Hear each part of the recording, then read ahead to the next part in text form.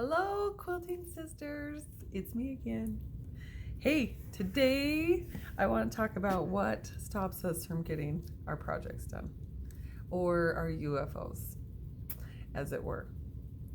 I had one person respond, so if the rest of you'd like to, that would be great, and I would include it in my next video.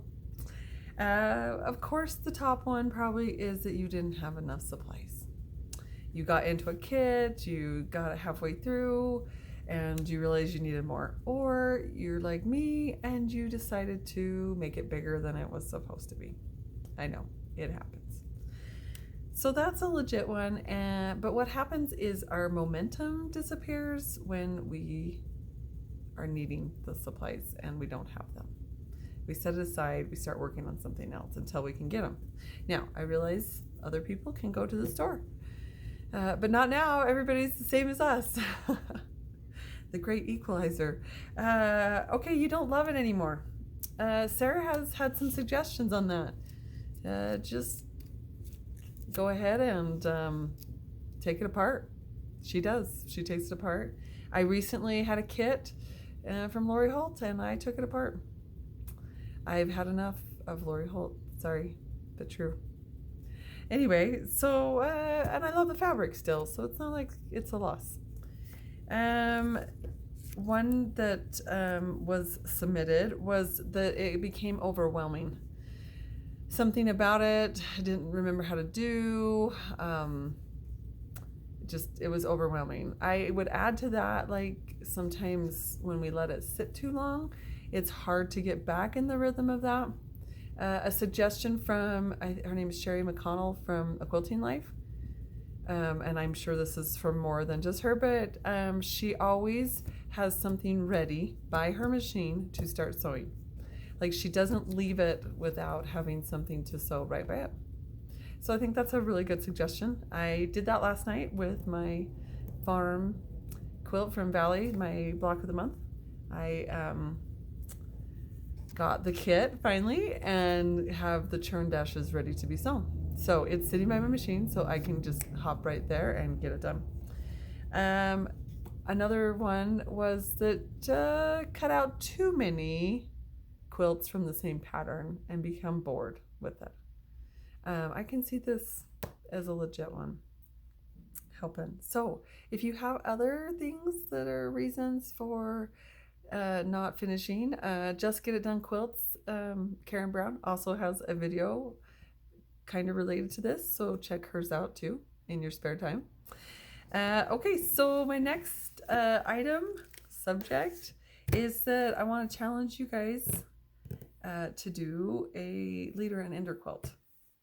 Now, I was going to do this at retreat, but we're going to do it now. Bonnie Hunter, if you don't know this, quiltville.com, and on her blog, she has a tab that says free patterns, and you can go to that, and those are scrappy patterns that are free. But she does one every year, and she starts it in, I think, July. So she still is doing the one for this year. And what she does as a leader and ender, she makes a certain block.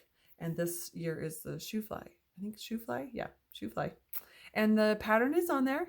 I have downloaded it and printed it off because I've been dreaming about it the last couple of nights. So, but I have a lot of Bonnie Hunter's books. And I know that American Patchwork and Quilting also does a scrappy quilt along.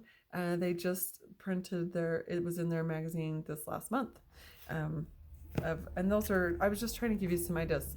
Also, fatquartershop.com has free patterns as well. They have blocks on there, so maybe you want to pick a specific block that you want to make. Anyway, I want to show you some of the ones that I am leaning towards. So this is Adventures with Leaders and Enders. It's one of my favorite of Bonnie Hunter, but I kind of like them all. This one is called the Sisters 9-patch. And I know you're saying it, I'll say it out loud. It's orange. Yes, it did draw my eye. I know Sarah is super good with Scrappy, but this would be a good start to breaking into the Scrappy world, as it were. It is still very Scrappy, but it, with that orange being all the same, it kind of lets your eye rest, and it's a 9-patch. This is doable. I think I'm leaning towards that one. I won't lie. This is another one. It's Blue Ridge Beauty. Now, I'm sure you do not have to do it that color, right? Nobody's holding you to that. It is a 4-patch. So, and half square triangles. So it's a pretty, you know, you could have it cut and it could just sit there by the machine and you could just keep running it through. This one would be way more scrappy as far as using more colors. It is the Happily Scrappily Irish Change. So those were out of that book. I have almost all of her books. I might have them all. This one's called the Carolina Chain. It's a little more different colors, a little more. But I don't know about you guys, but I have a lot of fat quarters. So you could totally use a lot of fat quarters up. They're not just to buy. I know. Can you believe I said that? Okay, I know there's a few Wyomingites on this, but love it. I love it. But I'm wondering if I need to work towards this one and do the orange one first. Just for, you know, trying to break into it. Those were my top ones. But there's also,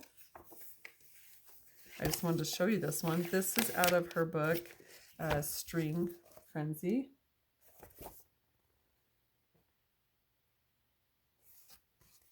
And it's called Daybreak. I kind of like, once again, that where she brought back a solid as the background. Now, this one is a little bit out there. This is probably Sarah. Love you, Sarah.